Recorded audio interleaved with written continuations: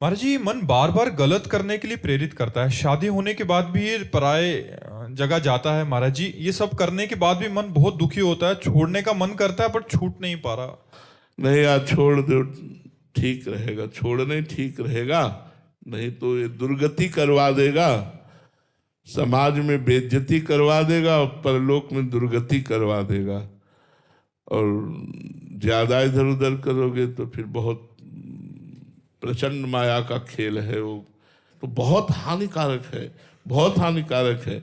बचो, अपनी पत्नी से प्यार करो, धर्म पूर्वक चलो, थोड़ा मन को समझाओ, भयभीत करो, मन को डराओ। अगर मन को डराओगे नहीं तो फिर मन निडर होकर के न जाने क्या क्या करने लगेगा। मन को डराना चाहिए। शास्त्र का डर, नरक का डर, भगवान का डर, कानून का डर, समाज का डर, ये सब दिखाना चाहिए मन को। ऐसा करोगे तो ऐसा फंस सकते हो, ऐसा करोगे तो ऐसा फंस सकते हो, तो फिर निकल जाओगे। और अगर नहीं डराओगे तो फिर ये मनमानी आचरण फिर कहाँ ले जाएंगे, वो तो बहुत गलत ले जाएंगे। जी। संजीव त्रिपाठी जी, राधे राधे महाराज जी। महाराज जी, आपके चरणों में कोटि कोटि प्रणाम। महाराज जी, सकाम भक्ति से निष्काम भक्ति तक पहुंचने का मार्ग क्या है महाराज जी, व्यवहारिक जीवन में रहते हुए? वही सकाम भक्ति। कोई भी चलता है तो कामना से ही चलता है। जब हम श्री भगवान के चरणों का आश्रय लेकर भगवान का नाम जप, भगवान की लीला कथा श्रवण, भगवान के भक्तों का संग करते हैं, तो हमारे अंदर लौकिक बुद्धि होने के कारण पहले सांसारिक कामनाएं जागृत होती है। हमारे पुत्र हो जाए, हमारी संपत्ति हो जाए, हमारी संकट निवृत्ति हो जाए, हमारी नौकरी लग जाए, लौकिक। यदि हम बहुत काल तक साधना करते रहें तो भगवान की कृपा से दो बातें होंगी, या कामना पूर्ण हो जाएगी और या कामना शांत हो जाएगी। जहां कामना शांत हुई या पूर्ण हुई, ता निष्कामता बढ़ने लगेगी, और जहां निष्कामता पूर्वक भजन हुआ वही विशुद्ध अहेतुकी भजन के रूप में परिणित हो जाएगा, वही प्रेम प्रकट कर देगा।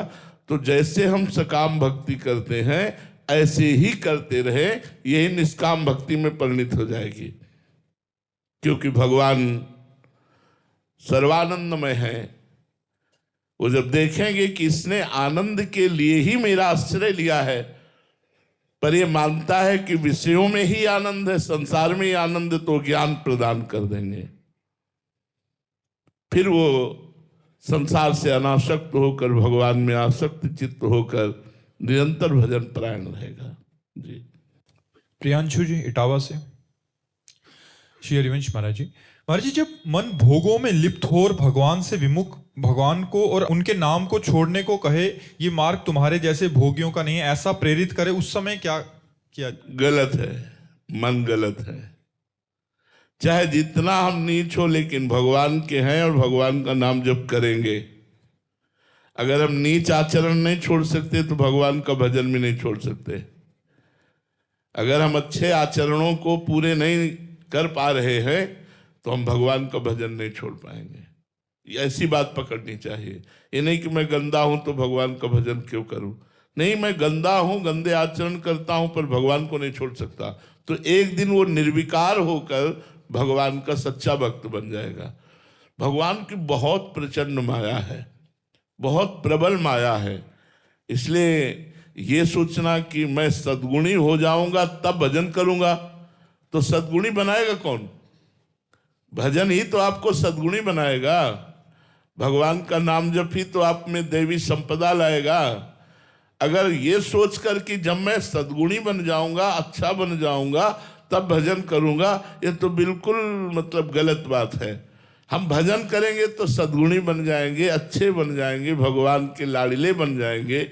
इसलिए हमको बुरे आचरण होते हुए भी, बुरा भाव होते हुए भी हमें नाम जप नहीं छोड़ना, क्योंकि यही नाम जप ही हमारे बुरे आचरण और बुरे भावों से हमको बचाएगा।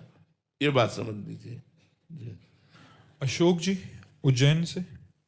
राधे राधे महाराज जी, महाराज जी, अब ऐसी स्थिति है कि संसार का आकर्षण है एक तरफ और दूसरी तरफ परमात्मा या साधना का आकर्षण भी होता है। दोनों परिस्थितियों में साधक संघर्षरत रहता है, कभी इधर कभी उधर। तो महाराज जी, ऐसे में कब एक जगह? ये तो बड़ा समय लगेगा बच्चा। ये मन पागल कुत्ता जैसा है यार। चाहे जितना इसको समझाओ, चाहे जितने डंडे मारो, ये जो सोच लेता है वो उसी की तरफ भागता है। जैसे पागल कुत्ता होता ना, जिस व्यक्ति पर दृष्टि कर लेगा फिर वो उसे काटेगा ही। ऐसे ही मन पागल कुत्ते की तरह है। हरि जो मेरो मन हठ न तजय, बड़ा हठीला है। जो ठान लेता है वो करके ही छोड़ता है। इस मन को प्रभु के चरणों में धीरे धीरे लगाने का अभ्यास करें, शनैः शनैः, धीरे धीरे भगवान में। और भगवान की कथा सुनने से बहुत जल्दी लाभ प्राप्त होता है मन को। यदि हम एकाग्रता पूर्वक रोज भक्तों के चरित्र पढ़ें, भक्तों के चरित्र सुने, भगवान की पावन लीलाओं का गायन करें, भगवान की पावन लीलाओं को सुने, तो हमारा मंगल हो जाएगा।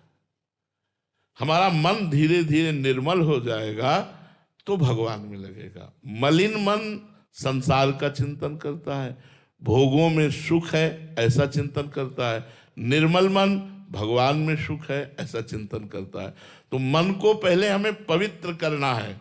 तो संत समागम, तीर्थ अवगाहन, शास्त्र स्वाध्याय, नाम कीर्तन, नाम जप, इनके द्वारा हम अपने मन को पवित्र करें। और पवित्र मन ही परमात्मा स्वरूप में स्थित होता है।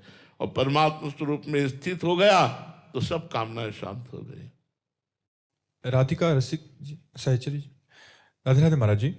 महाराज जी, गुरु के 5 भौतिक शरीर में, उनके श्री चरणों में, उनके वाक्यों में भाव व निष्ठा स्वाभाविक ही हो जाती है, किंतु गुरु तत्व में कैसे भाव बढ़ाएं? और यही प्रगट में करते रहिए तो तत्व का ज्ञान जागृत हो जाएगा।